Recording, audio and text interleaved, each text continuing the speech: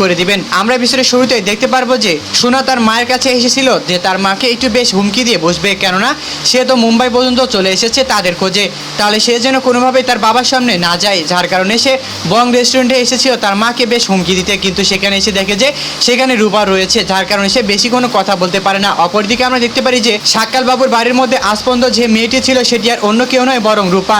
শেষ মেয়ের যেন আবারও 5টি বছর পর দীপার সামনে এসে হাজির হলো সোনা এবং রূপা। দীপা যেন আবারও 5টি বছর পর নিজের দুই পৃথিবীকেই খুঁজে পেল। হ্যাঁ বন্ধুরা, অনুরাগের ছোঁয়া ধারাবাহিক নাটকের আগামী পর্বগুলোতে আমরা ঠিক এমনটাই দেখতে পারবো। আর আপনারা যদি আমাদের চ্যানেলে নতুন হয়ে থাকেন তাহলে চ্যানেলটিকে অবশ্যই একটি সাবস্ক্রাইব করে দিবেন। হ্যাঁ, আপনারা ঠিকই শুনেছেন, সেই মেয়েটি রূপা। দীপা যে নিজের হাতে রান্না করে দিয়েছিল সাক্কাল বাবুর মেয়ের জন্য, সেই বাবুটি হচ্ছে রূপা। এবং রূপা যখন জানতে পারে যে এটি তার মায়ের হাতের রান্না, ঠিক তখনই যেন সে দৌড়ে চলে আসে সেই বং রেস্টুরেন্টে তার মায়ের সঙ্গে দেখা করার জন্য। হ্যাঁ বন্ধুরা, অনুরাগের ছোঁয়া ধারাবাহিক নাটকের আগামী পর্বগুলোতে আমরা ঠিক এমনটাই দেখতে পারবো যে 5টি বছর পর দীপার সামনে এসে হাজির সোনা এবং রূপা।